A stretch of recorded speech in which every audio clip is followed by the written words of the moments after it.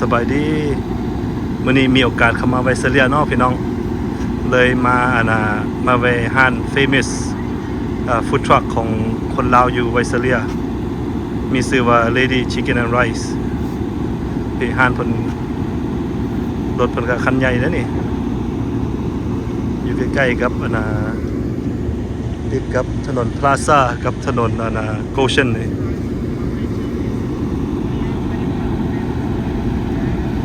มีคนก็กำลังเรียนแถวซื้อของกินเยอะ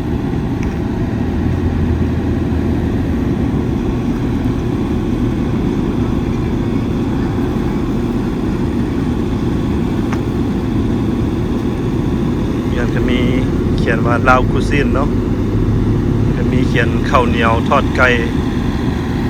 กับเจียวซะ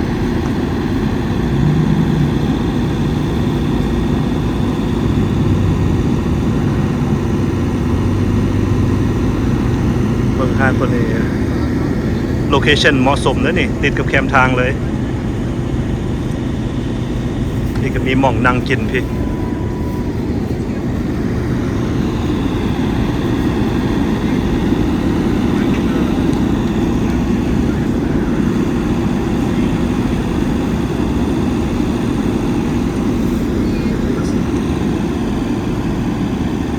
เมนูกันเนาะมีมี chicken and rice มี spring roll egg roll fried shrimp roll มีซอสซ่าอีกก็มีแซนด์วิชนำเนาะ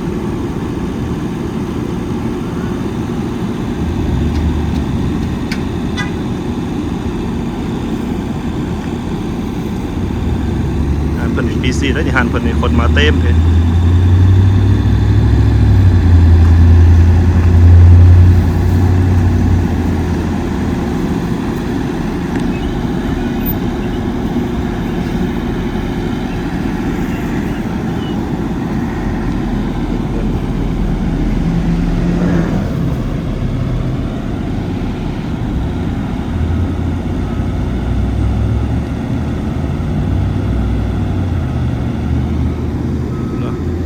ทางพี่ก็มีหม่องนั่งกินนะทางนี้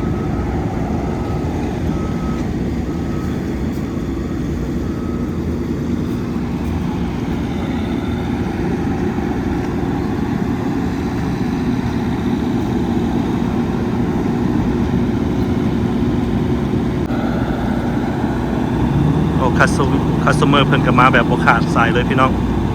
คนเรียนแถวท่าเต็มเลยวันหนึ่งผู้หนึ่งไปวันหนึ่งผู้หนึ่งมาเนาะรถเพิ่นก็เห็นงามรถเพิ่นมีดีไซน์ของลาวเฮานี่แหละ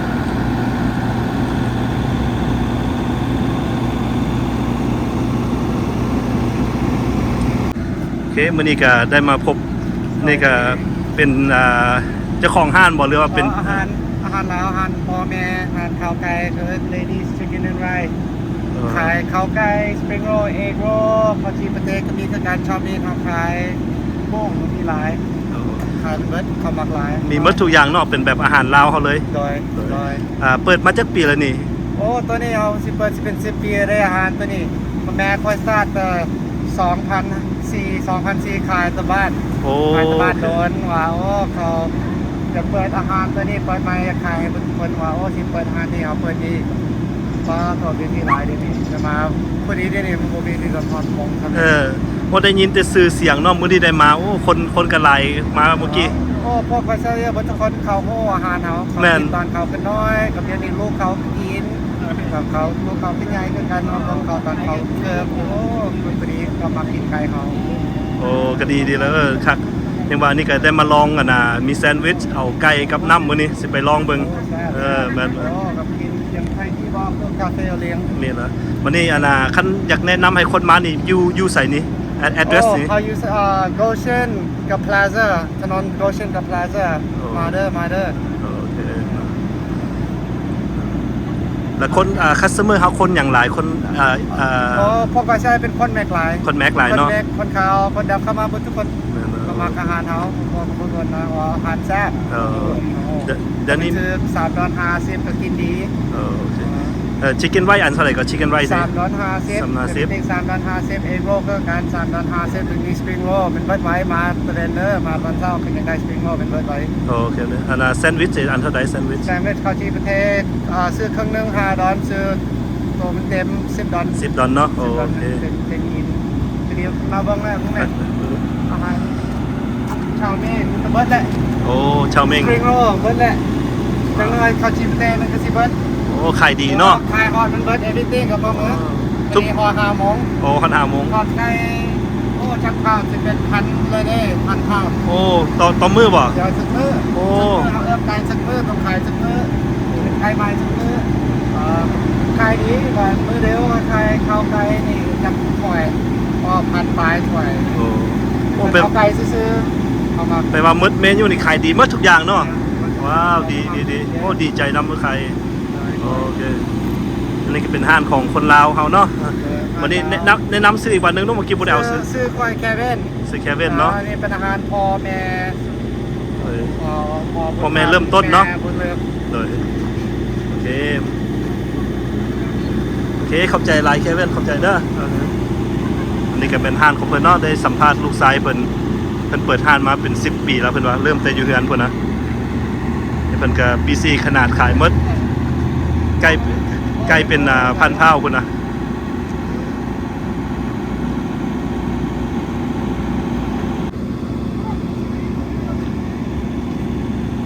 อาหารเพิ่นก็คักพี่น้อง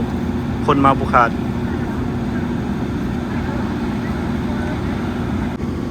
มีห้านเพิ่นก็ติดกับแคมป์ทางไปสิเลยเนาะอยู่ใกล้ๆมีบิสเนสมีอย่างหลายแถวนี้มาทางพี่ก็เป็นแบบว่ามีห้านปั๊มน้ำมันข้ามทางเพิ่นว่าเฮ็ดมาเป็น10 ปีแล้วนะครับสมมุติก็มาหลายไก่เพิ่นก็มื้อนึงเป็นพันเผาเพิ่นว่า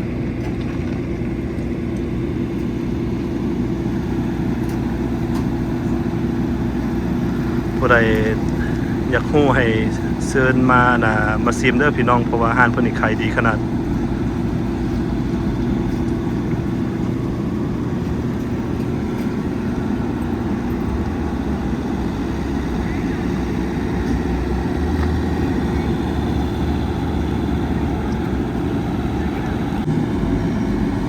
บอกคัสเตอร์เพิ่นก็มาอีกแล้วพี่น้องมาแบบว่าบ่ขาดสายเลย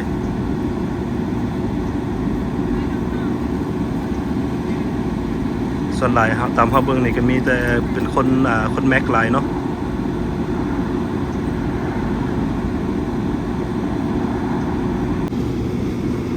สิพามามองมีโต๊ะนั่งกินให้นั่งเบิ่งพี่น้อง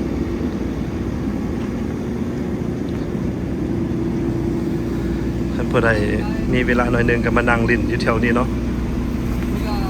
Iced coffee and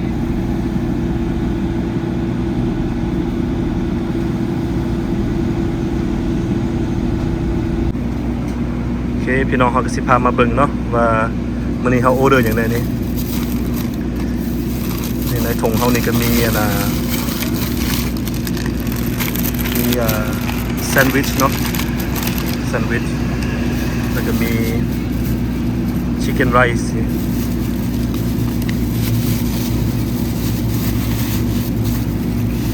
มีชิคเก้นแอนด์ไรซ์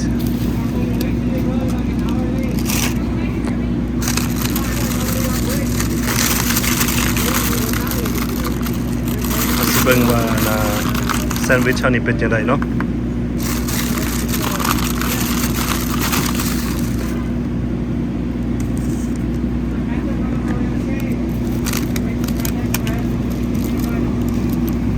นี่หน้าตาแซนด์วิชของเฮาเด้อพี่น้องนี่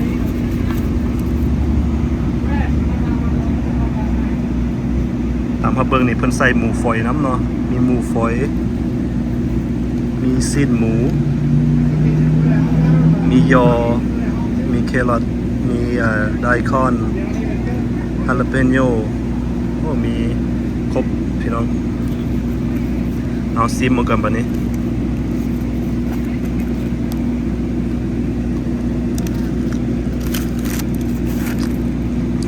โอ้แซ่บ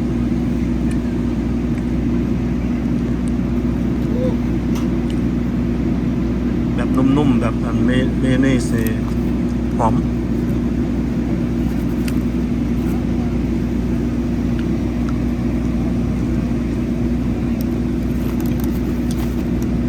โอ้แซ่บหลายพี่น้อง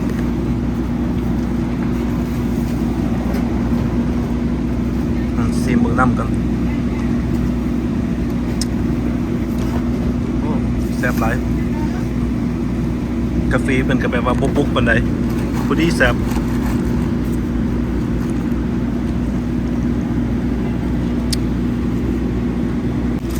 นี่ก็เฮาสิกินแซนด์วิชให้เบิ่งเด้อพี่น้องพี่ใส่มีหมูฝอยน้ำนี่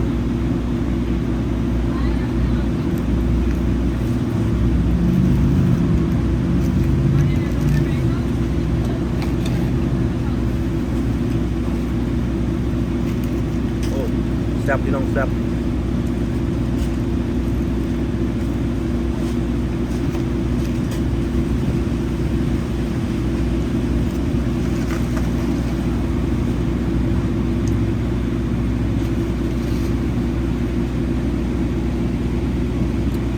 ฮาลาเปโญกับเผ็ดเด้อดิเด้อผู้ใดกินเผ็ดบ่ได้ระวังเด้อฮาลาเปโญเผ็ด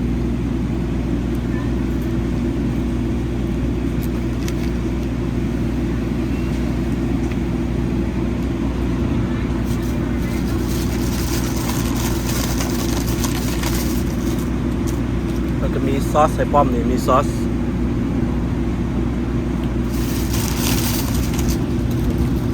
มานับกันนะ2 ก้อนเขากินไปครึ่งนึงแล้ว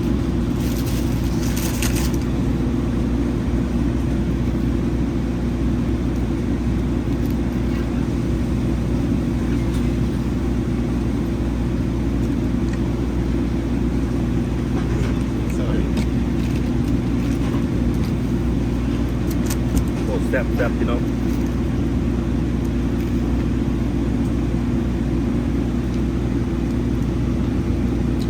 หมูฝอยน้ำ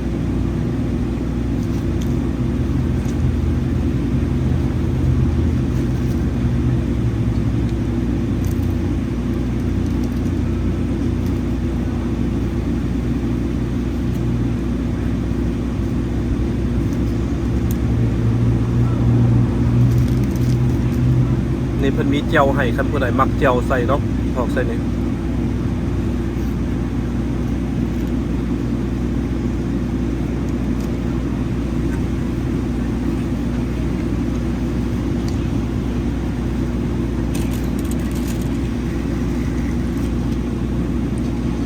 Lady Chicken and Rice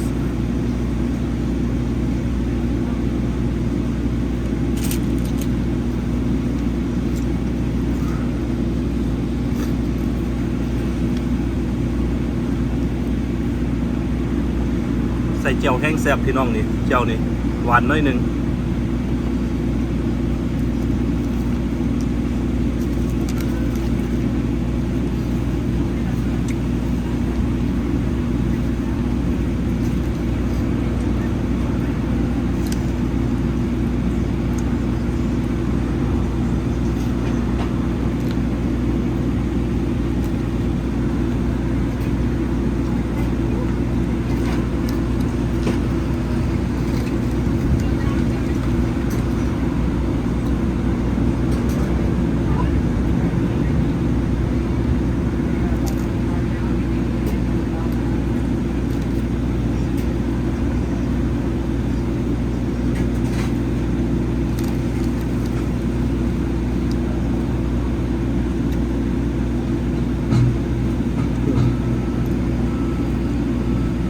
คำสุดท้ายแล้วพี่น้องคำสุดท้ายเลย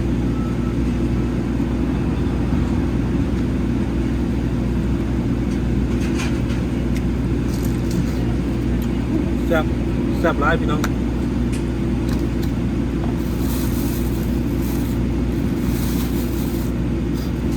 แนะนำเด้อครับผู้ใดอยากได้แซนด์วิชแซ่บๆนี่มาเอาอยู่ Lady Chicken and Rice นี่เพิ่นจะแซ่บขนาดใส่เจียวไปอีกเจียวหวาน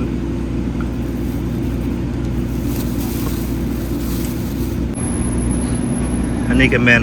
shrimp โรล egg roll เนาะนี่เนาะก็มี egg roll อยากสิลองเบิ่งเด้อพี่น้องว่าเป็นจังไดตัวนี้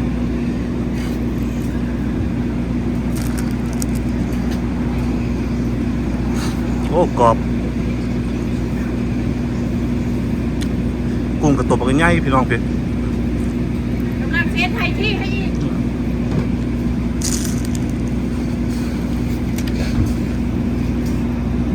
โอ้แซ่บหลายพี่น้องแซ่บนี่ครับสิลองเอโกรกันเด้อพี่น้องบัดนี้ลองเอโกรใส่กับเจลนี่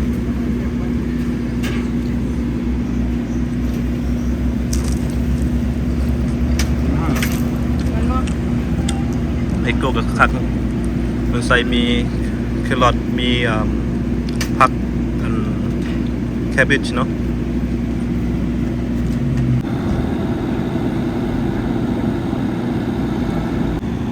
อาหารเพิ่นก็คักพี่น้องคนมาบุขาด